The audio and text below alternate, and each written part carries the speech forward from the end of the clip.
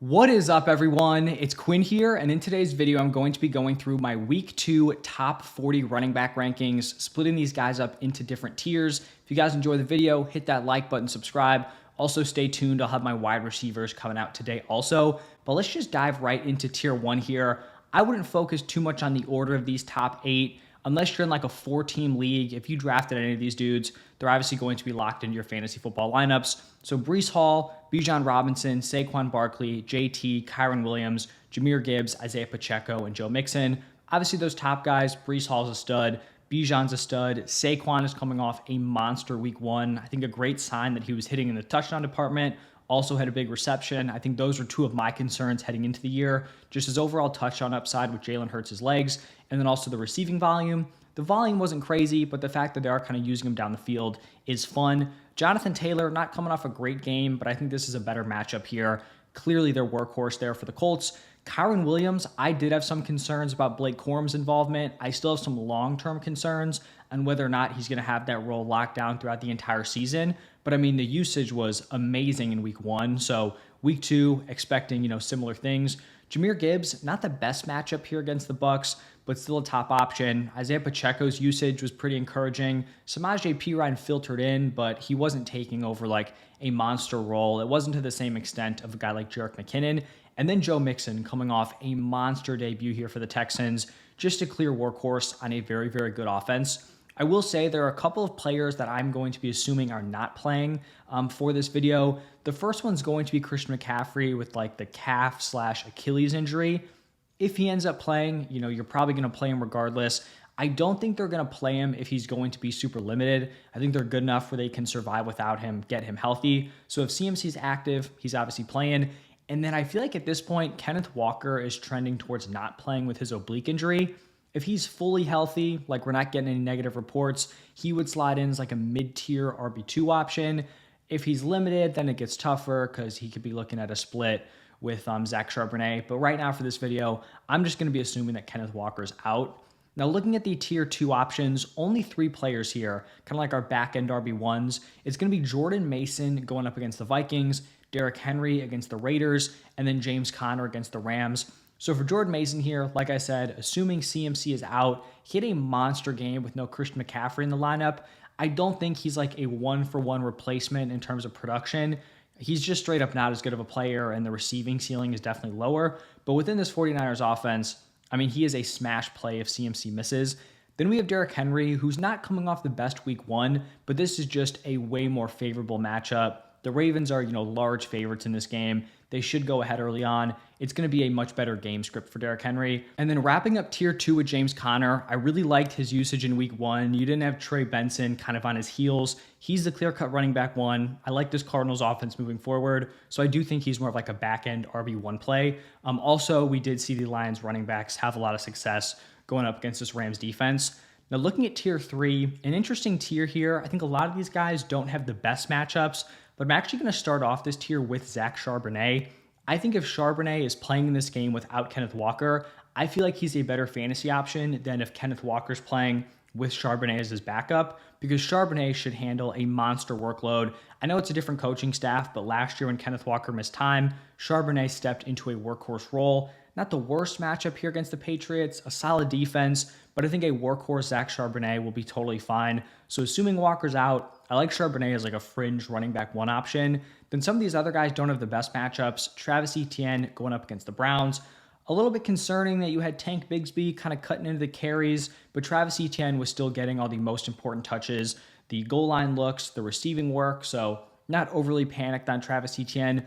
We have Josh Jacobs, who's actually going up against the Colts, who just got completely shredded by Joe Mixon, but it's a little bit of a different offensive situation. I think the Colts, spent a lot of their focus on CJ Stroud, the wide receiver weapons. For Josh Jacobs here, he's probably going to have Malik Willis. If this was Jordan Love, I think you could definitely make the argument that Josh Jacobs should be in tier 2. I think Jordan Love's leaning probably towards not playing this week. I just don't see why you push it. With like a young, talented player, he gets hurt again, could ruin your entire season. So if this is Malik Willis, I'm not overly in on Josh Jacobs, but high-end RB2 is kind of where I'd settle in. Then we have Alvin Kamara coming off a nice week 1. Just not a great matchup here against the Cowboys. I think this game will be very telling on, the Saints offense. They looked great going up against the Panthers. how are they going to look in a much tougher game here? And then for Rachaad White, not a great matchup going against the Lions. I like Bucky Irving long term, but I think in the short term, Rachaad White is still going to handle a very solid workload. Also has a lot of receiving upside here. And this Bucs offense did look pretty great in week 1. Then looking at some of the tier 4 options, I think some of these dudes are definitely propped up with really strong matchups here. 2 of those guys are Brian Robinson Jr. and J.K. Dobbins. For B-Rob, going up against the Giants, he's going to be a guy that likes the game script when you're ahead. You get the lead early, you can kind of run it out late. Even last week where they were trailing, he still had a pretty solid workload, especially compared to Austin Eckler. He's going to be involved on the ground. Also has a little bit of receiving upside, even with Eckler in that backfield. The Commanders weren't really trying to push it down the field. A lot of check down stuff. So I think this is a good spot here for B-Rob. Then we have J.K. Dobbins, and I think people are probably going to be pretty excited about Dobbins this week, and rightfully so. He looked really good in week 1, had great numbers. It was a pretty decent split with Gus Edwards, but I mean, he completely blew him out of the water in terms of the production. It's a great matchup here against the Panthers. The one thing I guess I'm maybe a little bit concerned about is that since it was such a strong split in week 1, like is one impressive week just going to completely flip up the workload where all of a sudden like Dobbins is going to be the workhorse? I wouldn't be shocked if the splits were kind of similar between the two as we saw in week 1, but I do think it's clear that J.K. Dobbins is the better option. He has way more receiving upside, and I do think, the workload should favor him after what we saw in week 1. Then we have Ramondre Stevenson, who's coming off a monster week 1 performance. I don't know, how much he's going to replicate that throughout the season. I'm still not overly high on this Patriots team. The offense, I think they're probably going to be trailing in most games, but it was good to see out of Ramondre. I do think he's pretty much going to be their workhorse. Not a great matchup here against the Seahawks, but I think he'll be fine as like a solid RB2 play. Then we have Aaron Jones, who looked really good in week 1, but he draws a pretty tough matchup here against the 49ers. I think the one good thing for Aaron Jones is he is a running back who can catch the ball. So he's kind of game script proof in the sense where if they're winning, he's a solid runner. He can still deliver for fantasy. But even if they're trailing, he can get involved as a pass catching back. So I think that's kind of like his saving grace here, even in a bad matchup. Then we have David Montgomery. Not a great matchup here against the Buccaneers. Really had like a dominant drive to win it for the Lions last week. I think he's fine as like a back-end RB2, probably where he's going to settle in for most weeks here. And then the last 2 running backs, Jerome Ford going up against the Jaguars. Not a great matchup. They're actually pretty good against the Dolphins run game in week 1, but he has a solid workload. If Deshaun Watson's playing, he's going to have the check down upside. And then for Devin Singletary, had strong usage in week 1, and then I just like the matchup here against the Commanders. I do think this is a spot where he can exploit. Giants offense, tough to trust them, but against this Commanders defense, I think they're at least going to be somewhat competent. Now moving into tier 5, we have Najee Harris, Tony Pollard, Zach Moss, and DeAndre Swift. This is kind of like the tier of somewhat gross backfields, but we kind of know who the leader is. So for Najee Harris, I don't know if it was like an injury thing with Jaylen Warren, but he completely dominated the usage. 20 carries for Najee Harris compared to 2 for Jaylen Warren. He's going up against the Broncos. Kenneth Walker had a decent game last week. I don't think Najee comes with a ton of upside, but like fringe RB2 play, sure. Then we have Tony Pollard, whose usage was pretty encouraging from week 1. I felt like all throughout training camp, preseason, we were hearing and thinking that this was going to be a 1A, 1B split with Tony Pollard and Tajay Spears. That was not the case in week 1. The receiving usage was fairly similar, but Pollard completely dominated the carries 16-4, and he looked good with those opportunities. So if that's what they wanted heading into week 1, I don't see why things changed drastically here. The tough thing, though, is that I know the 49ers just ran all over the Jets defense with Jordan Mason, but this is a very different situation. The 49ers are much more threatening through the air. You have Debo, you have Ayuk, you have Brock Purdy, George Kittle. The Titans really aren't bringing that same threat with like Will Levis, Ridley, and an injured D-Hop. So I do think this Jets defense could have a pretty dominant performance, which is why I'm not higher on Tony Pollard here. Then we have Zach Moss, another guy with not a great matchup, but the usage was very solid for him in week 1.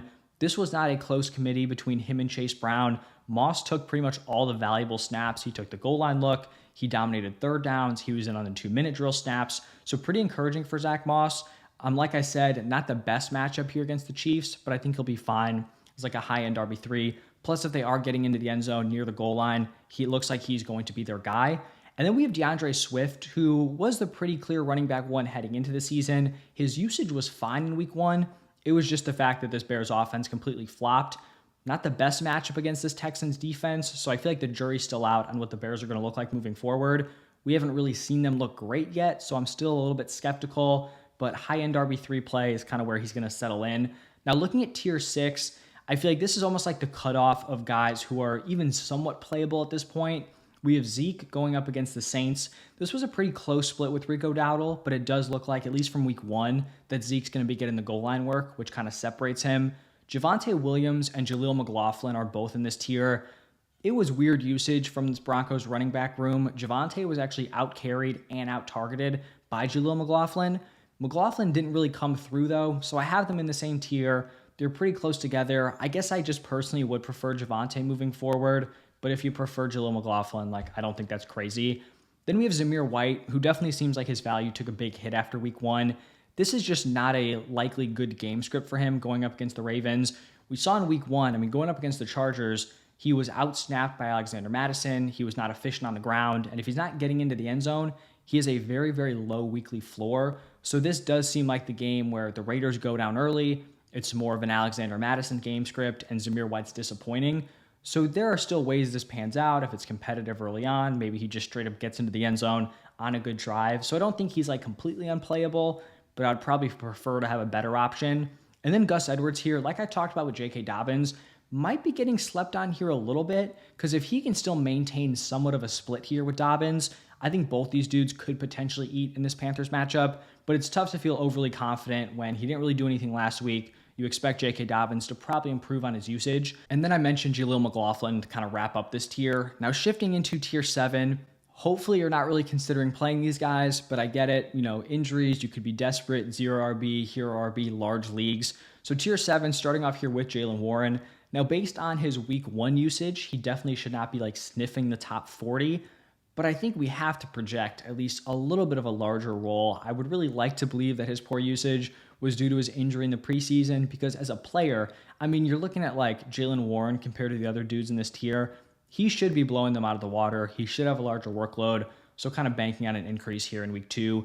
Then we have Rico Dowdle, who, like I mentioned, is in a pretty close split with Zeke. It just doesn't seem like he's going to have those touchdown opportunities, or at least close to the same touchdown opportunities, which definitely is a hit. We have Alexander Mattison, who I wouldn't be shocked if he outscored Zamir White just based on the game script thing. Like we saw last week, he led the team, or led the running backs in snaps. So could be the receiving back here in a game where they're trailing early on against the Ravens. Then we have Chuba, who I guess is leading this backfield, but you still have Miles Sanders kind of filtering in. It's tough to really have any sort of confidence in this Panthers backfield, or really any of the Panthers weapons at this point. Then we have Austin Eckler. I don't think this is a great game script for him. He's pretty much locked in as the receiving back. He was heavily out-carried by Brian Robinson Jr., so I don't really think this is the best game for Austin Eckler, but could give you something as a pass catcher. Then we have Chase Brown, who, like I said, is the pretty clear running back 2 for the Bengals right now, and just not really getting any of the valuable looks. And then Tajay Spears, who kind of in a similar boat to Chase Brown, looks like the running back 2 at this point.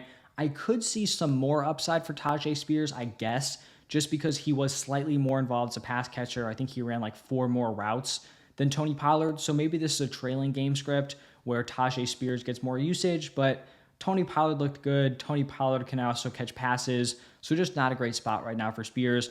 And then the final guy here, I feel like this could be another tier break, but I didn't want a one-man tier to wrap up this video. Justice Hill.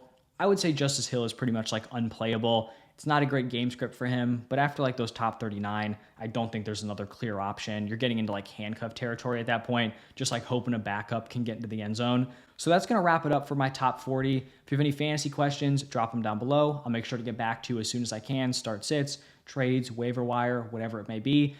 Take a look at my wide receivers coming out today also. But thank you for stopping by, and I will see you in the next one.